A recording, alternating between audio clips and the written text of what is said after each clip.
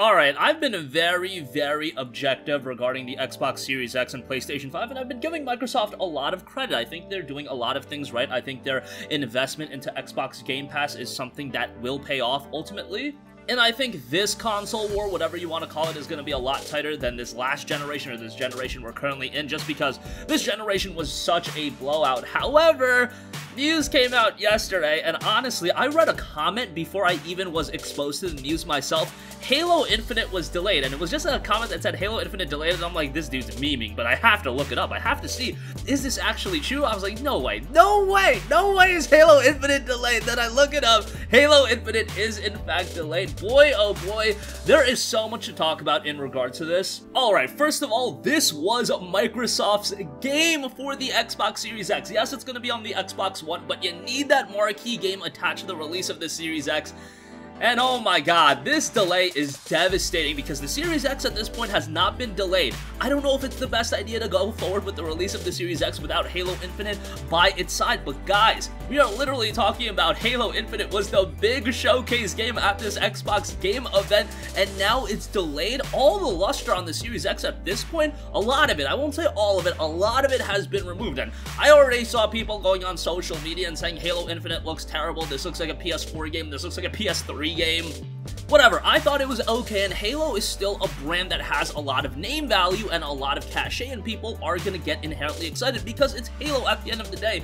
However, this speaks to something so bad that Microsoft has done over the last 5 to 7 years, and that's they've invested into nothing else. Yes, I know they're starting to invest into things now, but this is worst case scenario, and this is exactly what happens when you put too much emphasis into one brand, and Halo has gotten so much emphasis from Microsoft. It's always been Halo, and for the longest time I was like, god damn it, I get it, Halo is popular, but you need to build up other brands. State of Decay is not there.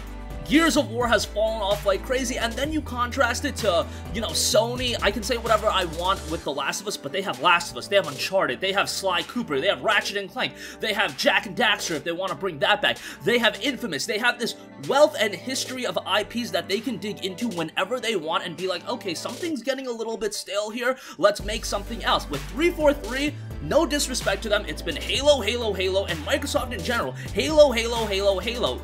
And that's fine to do. I mean, Sony Santa Monica is doing that with God of War, however, also reinventing the franchise when they realized it was getting a bit stale. I know Halo Infinite is going for that direction and trying to reinvent the franchise, going a little bit more open world, free-to-play multiplayer, but it seems like they're a little bit late to the party on that. I think Sony Santa Monica did it the best, where they released God of War 3, that was the end of one cycle, and then they had God of War Ascension, not as well received on that end, and then they really handled the situation the best. Now, I don't know what Microsoft has planned for launch, but obviously if they're launching the Series X this fall, and I'm sure they want to get it out for the holiday season, and if they are getting it out for the holiday season, man, you gotta have something, Fable's not coming out this fall. I was hopeful that Fable would be a launch title, but if you don't have Fable, at that point, man, what do you have? What do you have to really prop up and be like, this is why you want to get a Series X? Is it just Game Pass? Is it just better resolutions and better frame rates?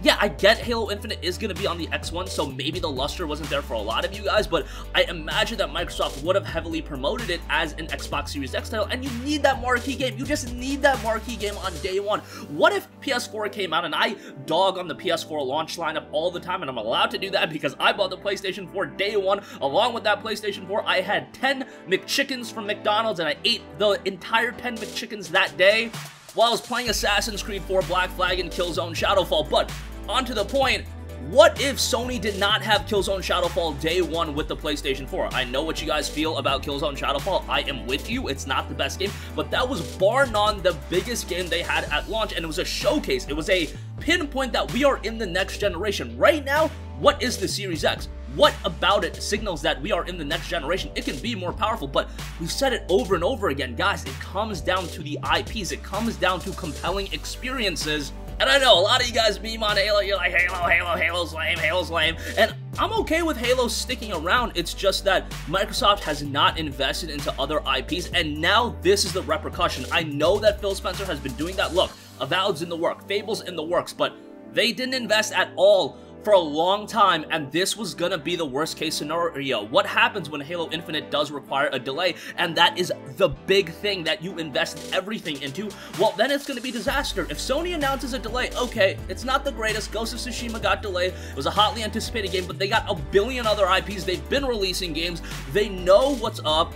And that's why having a foundation of first-party IPs that you can rely on is so important. Even if it's an IP that's not directly being supported in the present, look at the Vault lineup. The Vault lineup Sony has is literally disgusting. Maybe Nintendo has a better lineup in history of games and exclusives, but Sony is right up there. Again, I'll go back to Infamous.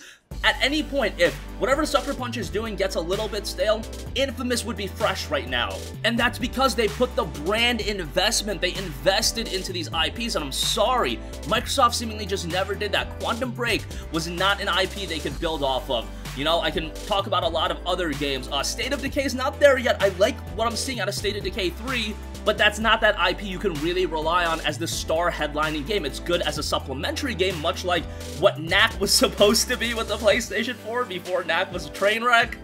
But you get the idea. You need to have that headlining experience. You need to have that top IP, at least one of those top IPs for your launch, and then surround it with a lot of supplementary games. I don't even think Marvel's Spider-Man, Miles Morales is necessarily that top tier game because it is a standalone expansion, but it's like 1A, 1B kind of situation where I think it's at like 1.5. I don't think it's a tier 2 game. I think because of Spider-Man's popularity, it's literally at that tier 1.5, but I imagine, like, I don't know, maybe I'm pushing the cart before the horse a little bit here, but I imagine Sony's got more compelling stuff that is planned for launch. Demon's Souls remake, maybe an announcement that we're not seeing coming. A lot of rumors regarding that.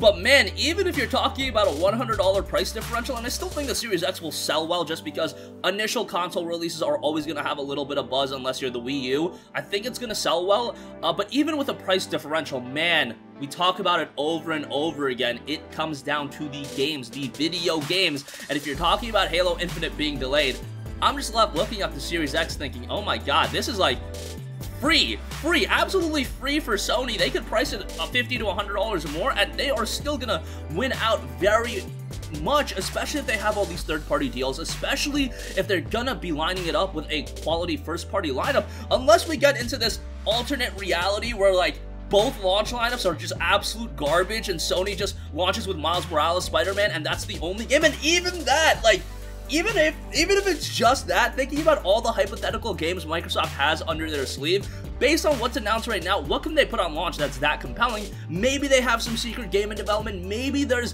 this outlier, but I feel like if Microsoft has a secret game in development for launch, Sony's gonna jump right back and they're gonna have something ready for launch. So really, is it that big of a point if they do have something major? You're talking about 1 or 2 games at most, and I think Sony understands that, and they're just of the beneficial mindset and party because they've been investing into these IPs, investing into these brands.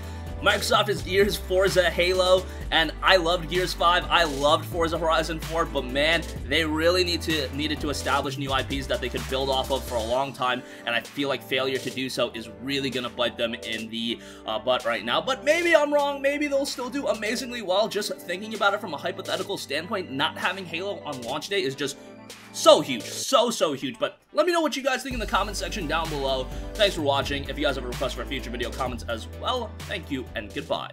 Hey guys, we hope you enjoyed the video, and if you did, make sure to hit the subscribe button, and if you're already subscribed, do us a favor and hit the bell icon. This way you'll be notified whenever we post a new video. That's the best way to keep up with all of our uploads, and we usually try to upload 2 videos a day. And with the bell icon hit, you'll be notified whenever we do upload a video. As always, thanks for watching.